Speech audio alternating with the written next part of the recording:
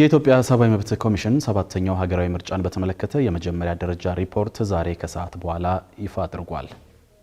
በሪፖርቱም በምርጫው ዕለት ከ3000 በላይ የምርጫ ጣቢያዎች ላይ ክትትልና ትዝብት ማድረጉን የገለጸ ሲሆን ኮሚሽኑ ክትትል ባደረገባቸው አብዛኛዎቹ አካባቢዎች የድምጽ አሰጣጥ ሂደቱ የጸጥታ ችግር ሳይደርስ ተከናውኗል ብሏል።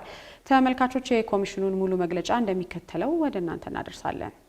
በኢትዮጵያ ሰብአዊ መብቶች ኮሚሽን ሰመኮ ሰባተኛ ሀገራዊ ጠቅላላ ምርጫን አስመልክቶ የድምጽ መስጫ ቀን የመጀመሪያ ደረጃ የክትትል እና የግኝት ሪፖርት የሰመኮ በሕገ መንግስት እና በማቋቋሚያ አዋጁ በተሰጠው ስልጣን እንዲሁም እንደ አንድ ብሔራዊ የሰብአዊ መብት ተቋም በሚከተላቸው ዓለም አቀፍ አሰራሮች እና መርሆች መሰረት በሀገሪቱ የሚካሄዱ ሀገራዊና አካባቢ ምርጫዎች በሰብአዊ መብቶች መርሆች መሰረት መከናወናቸውን የመከታተል ዓለም አቀፍ መስፈርቶችን ማሟላታቸውን የማረጋገጥ ኃላፊነት ያለው በሕገ መንግስቱ መሰረት የተቋቋመ ነፃና ገለልተኛ ብሔራዊ የሰብአዊ መብት ተቋም ነው።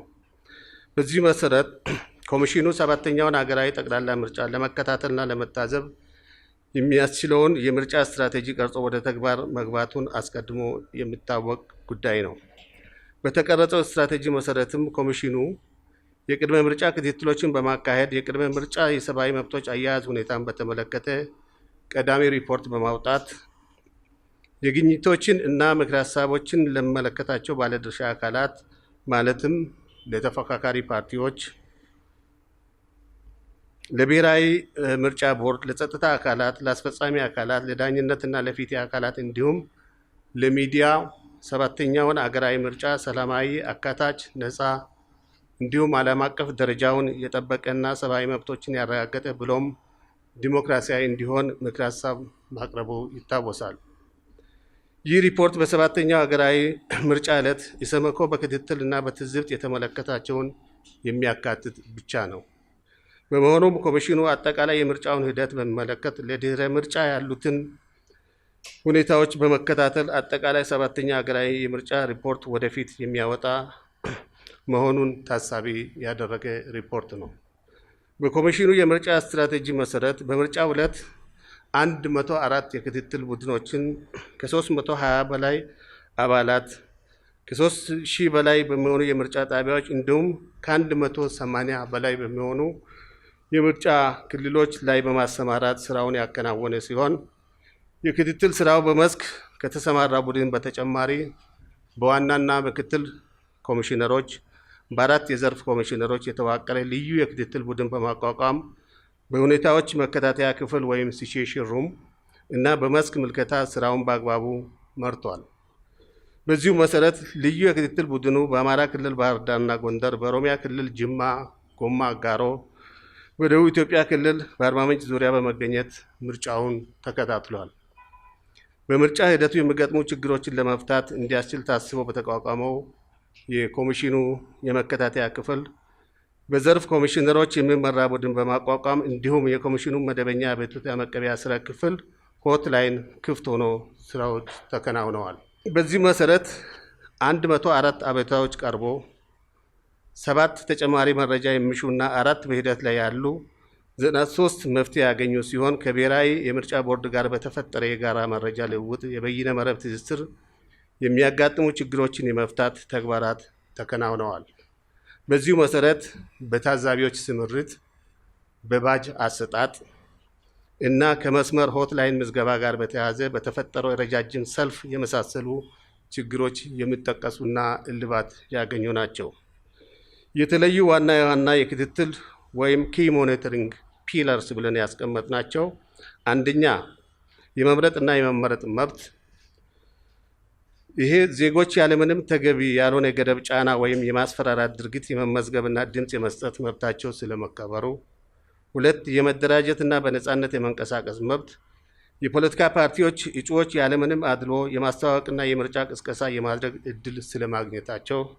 3 የሀሳብን በነፃነት የመግለጽ መብት፣ የሚዲያ ተደራሽነት፣ የሀሳብ ነፃነትና የመረጃ ፍሰት በምርጫው ሂደት ላይ የነበራቸው ሚና። 4 የሰላምና የደህንነት ሁኔታ በምርጫ ጣቢያዎችና በአካባቢያቸው የነበረው የጸጥታ ሁኔታና የዜጎች ደህንነት የሚመለከቱ ናቸው። በእነዚህ ፒላሮች መሰረት ኮሚሽኑ ክትትል ባደረጋቸው አካባቢዎች የኮሚሽኑ የክትትል ግኝቶች የጥሞና ጊዜ ዓላማውን ባሳካ መልኩ ከምረጡኝ ቅስቀሳ የጸዳ፣ መራጮች ላይ ጫና፣ ማስፈራራት ወይም ያልተገባ ተጽዕኖ ሳይኖር መከናወኑ፣ የድምፅ አሰጣጥ ሂደቱ በአብዛኛዎቹ አካባቢዎች በተረጋጋ ሁኔታ እና አሳሳቢ የጸጥታ ስጋት ሳይደርስ መከናወኑ፣ ኢሰመኮ ክትትል ባደረገባቸው አብዛኛዎቹ የምርጫ ጣቢያዎች ላይ የድምፅ አሰጣጥ ሂደቱ በሰዓቱ የተጀመረና የተጠናቀቀ መሆኑ፣ በአብዛኛው የምርጫ ውጤት ቆጠራ መጠናቀቅን ተከትሎ በየምርጫ ጣቢያዎች ጊዜያዊ ውጤት መለጠፍ መጀመሩ፣ ምርጫ ቦርድ በተለይም በድምፅ መስጫ ዕለት ከኢሰመኮ ለተላኩለት መፍትሄ ለሚሹ ጉዳዮች ፈጣን ምላሽ እና የማስተካከያ እርምጃዎችን የወሰደ መሆኑ፣ ለኢሰመኮ ለመስክ ክትትል እንዲስተካከሉ ተብሎ የቀረቡ ጉዳዮች ሙሉ በሙሉ ከሚመለከታቸው ባለድርሻ አካላት በተፈጠረው የስራ ትስስር መፍታት መቻሉ፣ የምርጫ ጣቢያዎች የተከናወነው የድምፅ አሰጣጥ ሂደት በበቂ የምርጫ ቁሳቁስ የተደገፈ መሆኑ፣ ለምርጫ የተመዘገቡ መራጮች ተሳትፎ ከፍተኛ መሆን እንዲሁም የድምፅ አሰጣጥ ምስጢራዊነት መጠበቁ በዋናነት የሚገለጡ ናቸው። በአጠቃላይ አልፎ አልፎ የተከሰቱ ችግሮችን በማጠቃላይ ሪፖርታችን የሚጠቀሱ መሆናቸው እንደተጠበቀ ሆኖ በሂደቱ የተስተዋሉ መለስተኛ ግድፈቶችን ማረም ተችሏል። በመሆኑም ኮሚሽኑ በምርጫው ቀን ባካሄደው ክትትል ምርጫው ሰላማዊ፣ አሳታፊ፣ ዲሞክራሲያዊና አካታች እንዲሁም መሰረታዊ የሰብአዊ መብቶች ጥሰት ያልተፈጸመበት የተለመዱ ዓለም አቀፍ የምርጫ መስፈርቶችን ያሟላ ምርጫ መፈጸሙን ኢሰመኮ እያረጋገጠ በምርጫ አዋጁ መሰረት ይፋዊ የምርጫ ውጤት የመግለጽ ስልጣን የብሔራዊ ምርጫ ቦርድ መሆኑ ታውቆ ማንኛውም አካል ያልተረጋገጠ ወይም በትንበያ ላይ የተመሰረተ ውጤት ከመግለጽ እንዲቆጠብ እንዲሁም ተፎካካሪ ፖለቲካ ፓርቲዎች የምርጫውን ውጤት በጸጋ በመቀበል የሀገሪቱን የዲሞክራሲ ሂደት በማስቀጠል የድርሻቸውን እንዲወጡ ኢሰመኮ ምክረ ሀሳቡን ያቀርባል። ይህ የመጀመሪያ ደረጃ ሪፖርታችን ማጠቃለያ ነው። አመሰግናለሁ።